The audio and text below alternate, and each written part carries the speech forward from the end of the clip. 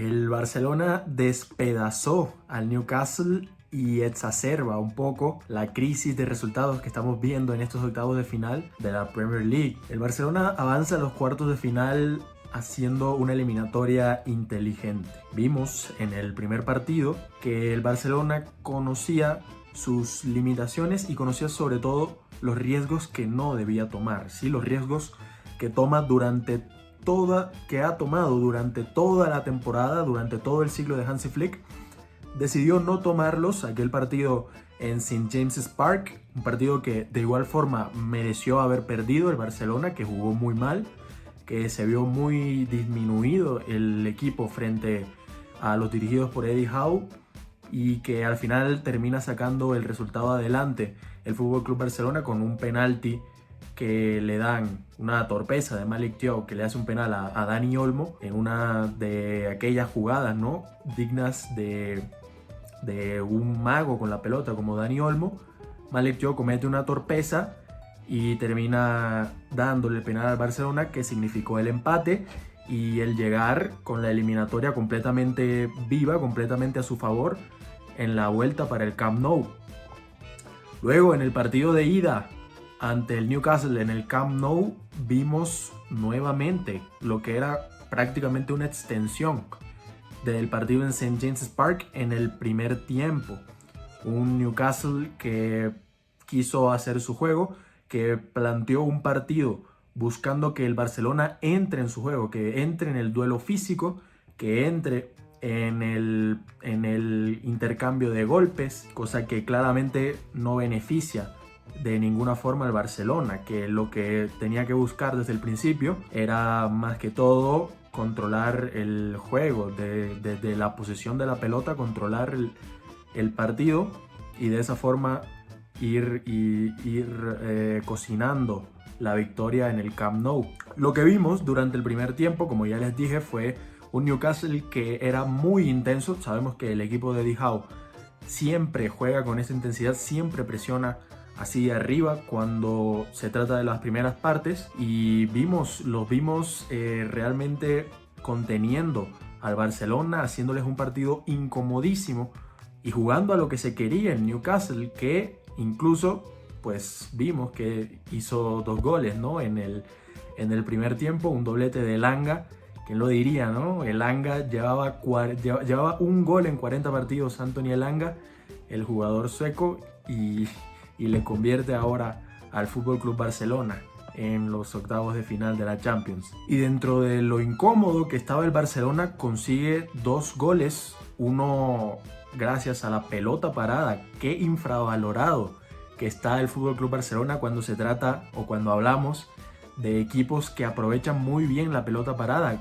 Las ABP, que tanto nombra algún periodista, ha sido una de las grandes fortalezas del Barcelona y un grandísimo recurso que ha usado para abrir y destrabar partidos, sobre todo en Liga, y que ahora lo vimos usar en la Champions. Y el Barcelona se va con un 2-2 al medio tiempo y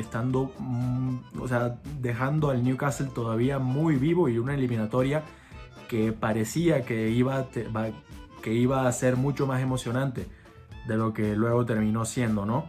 Para el segundo tiempo, el Barcelona durante 10 minutos el Newcastle no llegó bien a las presiones, llegaron todos los jugadores tarde, y básicamente durante 10 minutos se jugó a lo que realmente quería el Barcelona, y esos 10 minutos fueron los que completamente desequilibran la eliminatoria a favor del Barcelona, que termina goleando, una goleada estrepitosa, escandalosa, por 7-2 que le propina el FC Barcelona al Newcastle, y que agudiza, ¿no?, la crisis que estamos viendo. Estoy grabando esto, ahora mismo se está jugando el partido del Galatasaray-Liverpool y el partido del Tottenham Atlético. Qué vendida de humo, ¿no? Nos metió la Premier League metiendo 6 equipos en los octavos de final, y para que pase uno hasta ahora, y seguramente el Liverpool también pasará, ¿no?, cuando debieron haber pasado por lo menos 4. Se antojaba que eran más o menos superiores a sus rivales. la Premier League termina metiendo solamente 2, ¿sí? Y 2 arriesgándome a que Liverpool va a pasar, como lo dije en mis predicciones. En clave Fútbol Club Barcelona vimos a un Pedri que durante la primera mitad estuvo desaparecido. Tanto Jacob Murphy como Joelinton saltaban a la presión sobre él y lo asfixiaban realmente.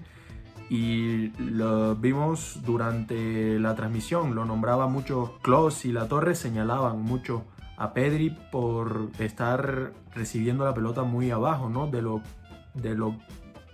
O sea, en una posición mucho más atrás de la que suele recibir en el campo Pedri González. Y luego, para terminar, me gustaría hablar de Robert Lewandowski, ¿no?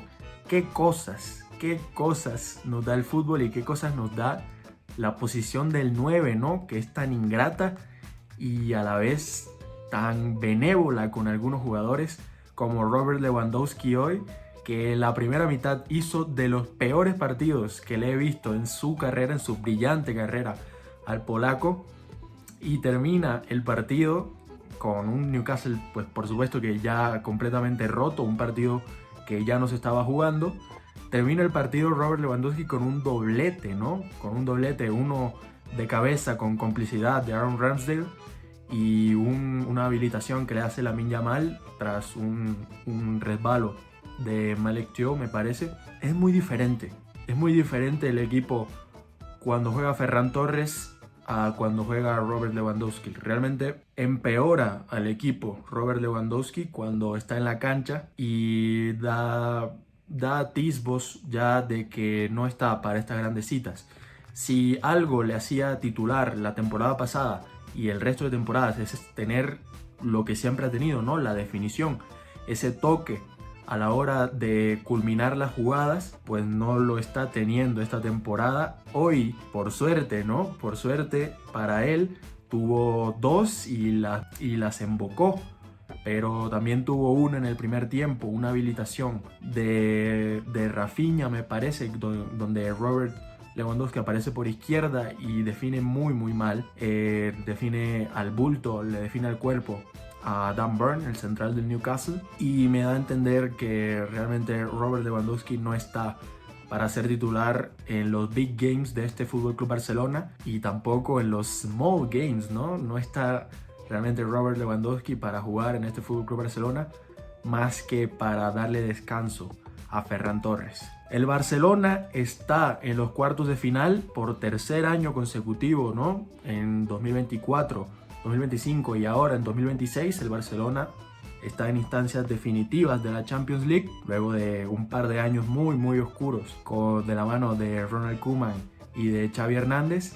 El Barcelona vuelve a donde pertenece históricamente, a ser de los mejores 8 equipos de toda Europa, y claramente se perfila como un contendiente a ganar la Champions League del presente año. Realmente nunca hubo eliminatoria entre el Bayern Múnich y la Atalanta de Bérgamo en el que fue la eliminatoria más dispareja, ¿sí? Yo decía en mis predicciones que la eliminatoria más dispareja era la que enfrentaba al Arsenal y al Bayer Leverkusen, pues claramente me volví a equivocar, ¿no? No me equivoqué en mis pronósticos, sí me equivoqué al vaticinar cuál iba a ser la más dispareja, que terminó siendo claramente la eliminatoria del Bayern y la Atalanta. Desde lo futbolístico no hay mucho que analizar. El Bayern le pasó por encima y le pegó varias cachetadas al Atalanta, que nunca puso oposición, que nunca realmente estuvo en eliminatoria, nunca compitió durante los 2 partidos que se jugaron, y le da la clasificación al Bayern Múnich, que llega reforzado, que llega con confianza y que llega con un muy buen momento desde lo futbolístico a enfrentar al Real Madrid en el clásico de Europa, en el clásico de la Champions. En el partido de vuelta pues ni siquiera lo vi, ¿no? Me coincidía con un Tottenham Atlético, que ya hablaremos de él, que estuvo mucho mejor, y que realmente me parece que Kompany decide poner a los titulares, sobre todo a Kane, a Luis Díaz y a Olise, sobre todo para que Stade Padén, para que para que farmeen un poco más de estadísticas, para que inflen los números. Está bien, dentro de todo, que le dejes ese tipo de apoyo a tus jugadores, pero el Bayern con el tercer, cuarto equipo podía aún así sacar esta eliminatoria adelante. Para la Atalanta se viene el intentar hacer algo más o menos reseñable en la Serie A, donde no tienen nada asegurado todavía. Se están jugando el sexto, el séptimo puesto, peleándolo con el Como, con el Bologna, un equipo que estuvo bien, que le remontó al Borussia Dortmund en una muy buena eliminatoria también de 16avos de final. Sabíamos que en ningún momento tenía recursos para darse en la cara con el Bayern Múnich. Sin embargo, no atisbábamos que la eliminatoria tuviera 8 goles de diferencia, ¿no? Terminó siendo 10-2 el global de la eliminatoria, del duelo que nos deja ver la candidatura del Bayern Múnich y que la Atalanta todavía va a tener que recorrer mucho si es que quiere llegar en algún punto de su historia a plantarse en unos octavos de final como uno de los favoritos, o por lo menos en un duelo parejo contra un gigante de Europa. Era más que obvio que el Galatasaray iba a ser agua, que el Galatasaray se iba a cagar en los pantalones en Anfield, sí, luego de un partido de ida donde se juntan, que el Galatasaray es un equipo muy fuerte en lo que sus hinchas llaman el infierno en la tierra, ¿no? El estadio donde hace de local el Galatasaray, y se junta eso con que el Liverpool de visitante a lo largo de la temporada, y el Liverpool particularmente en Turquía, es un equipo que le cuesta muchísimo, que es muy malo sacando resultados en Turquía.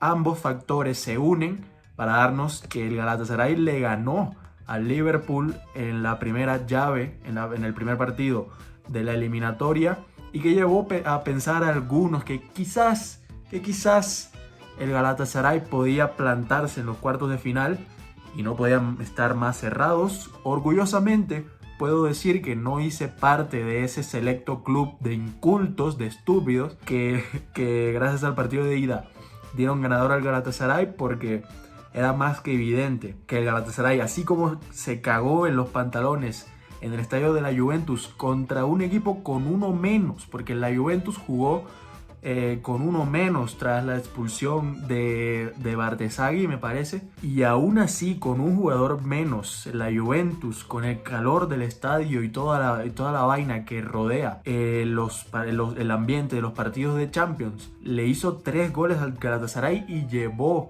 el partido al tiempo extra. Era más que evidente que el Liverpool en Anfield iba a revertir la eliminatoria. No se esperaba, sobre todo para mí, que el Galatasaray no pusiera ni las manos, que el Galatasaray no compitiera ni un solo segundo del partido de vuelta y se terminara comiendo un 4-0. Un 4-0 con goles de Szoboszlai, estoy viendo acá, con goles de Szoboszlai, de Ekitike, de Gravenberch, y un golazo, ¿no?, de Mohamed Salah. ¿Será este partido el resurgimiento, el que marque el resurgimiento de Mohamed Salah? ¿O simplemente hizo un gran partido Mohamed Salah contra el que posiblemente sea su próximo equipo, ¿no? Porque al nivel que está jugando ahora mismo Mohamed Salah está para irse a jugar a Turquía, irse al Fenerbahce o al Galatasaray. En cuanto al Liverpool, ahora va a tener que enfrentarse al Paris Saint-Germain en una eliminatoria que va a ser más pareja de lo que ustedes piensan, ¿no? Porque el Paris Saint-Germain viene de golear, de hacer 8-2 en el acumulado de la eliminatoria en contra del Chelsea, y el Liverpool viene con muchas dudas, tanto en Premier League como en la Champions League. No ha sido un equipo tan fiable como lo fue la temporada pasada, pero ya luego, cuando hagamos el análisis y mi predicción, que la haré pronto, más pronto que tarde, de los cuartos de final de la Champions, veremos qué tanto tiene el Liverpool para medir fuerzas ante una potencia actual como el Paris Saint-Germain. El Tottenham deja mejores sensaciones y se lava la cara después de un horroroso partido, sobre todo del portero Kinski y de Mickey van de Ven en la ida frente al Atlético de Madrid. Deja una mejor sensación ganando en Londres ante el Atlético de Madrid. Un partido rocambolesco, un muy buen partido de fútbol para el neutral, ¿no? Luego para el analista.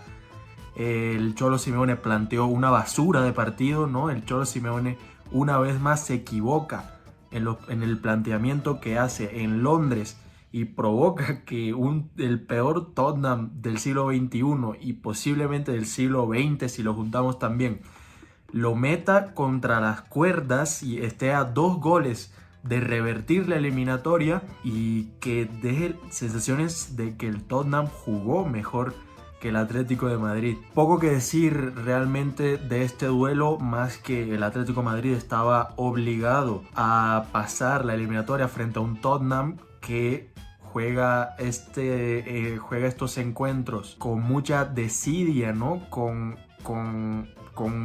muy contrariado, porque tiene que pelear el descenso, porque está en problemas graves del descenso en la liga inglesa y realmente es un estorbo para el Tottenham Hotspur tener que plantarse en Madrid y luego jugar el partido de vuelta en Londres de la Champions ante la problemática que tienen en casa, ¿no? Que tienen que salvar la categoría de cualquier forma. Como lo decía, este partido lo que significa para el Tottenham es, bueno, decir, ok, tal vez no seamos tan malos, podemos cambiar la mentalidad, podemos ganar 3-4 partidos al hilo y salvarnos del descenso, que sabemos que tampoco es tan difícil porque hay el West Ham y el Nottingham Forest.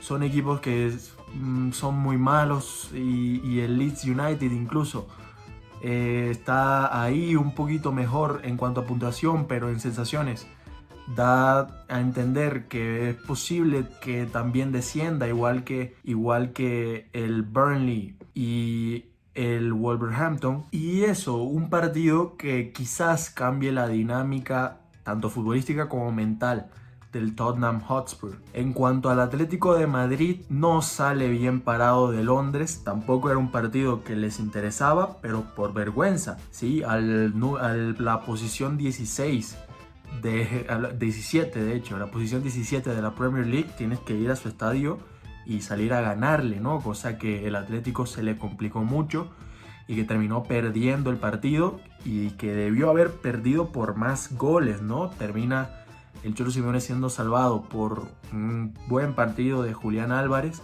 y por un cabezazo de Janko en un tiro libre que cobró Koke desde la esquina, ¿no? Desde la esquina izquierda del sector norte del estadio del Tottenham Hotspur. El Atlético va a tener que enfrentar entonces en cuartos de final al FC Barcelona y que será un duelo que analizaremos en este mismo sitio, en este mismo canal, más pronto que tarde, cuando salga el video de mis predicciones de los cuartos de final de la Champions.